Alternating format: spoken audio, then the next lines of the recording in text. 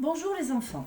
Nous avions découvert ensemble, après la petite fille qui voulait voir le désert, où l'histoire se passe en Australie, qui est une petite aborigène, le peuple d'Australie, nous avons découvert l'histoire de Yapa, un petit garçon aborigène. Donc, je vous rappelle que Yapa nous a présenté sa carte d'identité et que je vous avais demandé d'en fabriquer une. Donc si vous ne l'avez pas encore faite, vous pouvez le faire. Je vous enverrai par mail celle d'Émilie qui en a fait une magnifique sur elle-même. Donc j'aimerais bien que tout le monde s'entraîne à le faire.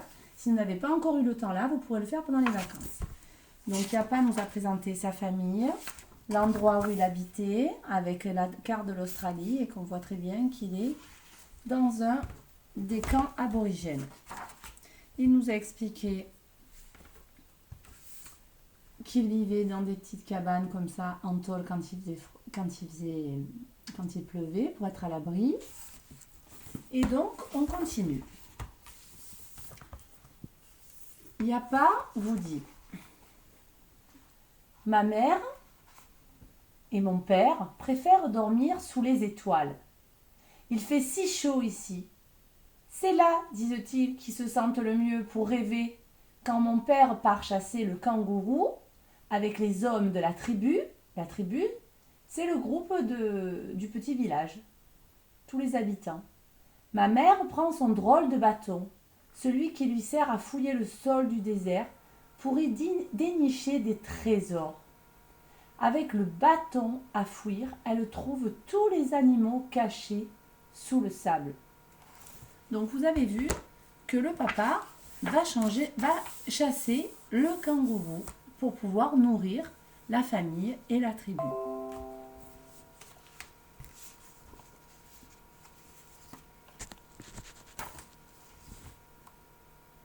Les racines, les porcs-épics, les lézards, les légumes de brousse, je suis chargée de tout récolter dans un petit panier de bois joliment décoré que l'on appelle le coulamon.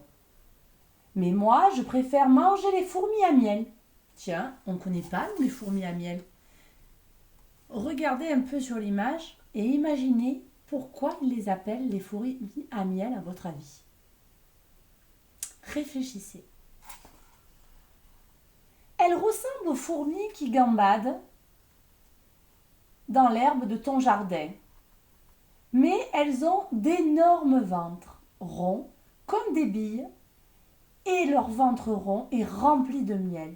C'est un dessert délicieux. Et oui, donc il y a plein d'endroits, plein de pays dans le monde où on mange les insectes. Alors, attention, on ne peut pas manger tout et n'importe quoi, mais il y a plein d'insectes que l'on peut manger. Et les aborigènes mangent les fourmis à miel. Donc elles sont allées se nourrir certainement de miel. Alors vous savez qui fabrique le miel? Ce sont les abeilles. Hein? Donc elles construisent un nid qu'on appelle un essaim d'abeilles. Et là, elles y mettent dans des petites alvéoles, c'est des petits trous. Elles y mettent le pollen qu'elles transforment en miel. Donc forcément, ces fourmis, si elles ont le goût du miel, pour les aborigènes, c'est un peu des bonbons. Parce que eux, les marchands de bonbons, ils n'en connaissent pas. Mais sais-tu ce qui est le plus important pour moi?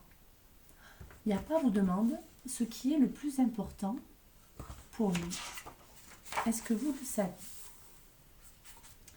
Eh bien, c'est ce qui s'est passé sous le prunier en fleurs. C'est là que mon père a voulu me confier, ça veut dire lui dire, le secret, le grand secret. Celui que mon grand-père lui avait confié au même endroit alors qu'il n'était qu'un petit aborigène comme moi. Le secret de mon peuple, de mon pays tout entier, le secret des arbres et des fleurs, des nuages et des étoiles, des lézards et des fourmis à miel. Si tu promets de ne rien dévoiler, je veux bien te le raconter. Depuis des générations et des générations, les aborigènes ont un secret qu'ils se racontent de père en fils et de mère en fille. Quel est ce secret? Eh bien, pour connaître ce secret, il va falloir attendre la prochaine vidéo. Mais avant, nous venons de découvrir que les aborigènes chassent des animaux. Et quel animal va-t-il chasser, son papa de Yapa? Je vous écoute. Il va chasser le kangourou.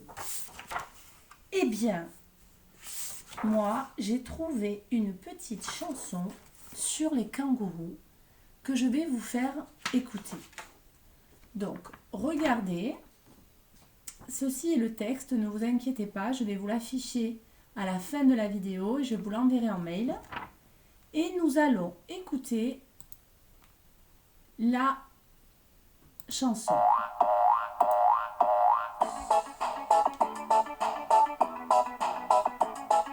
Spoing, spoing, voilà les kangourous qui sautent de tout partout. Spoing, spoing, voilà les kangourous, ils sont fous, tout fou, fou.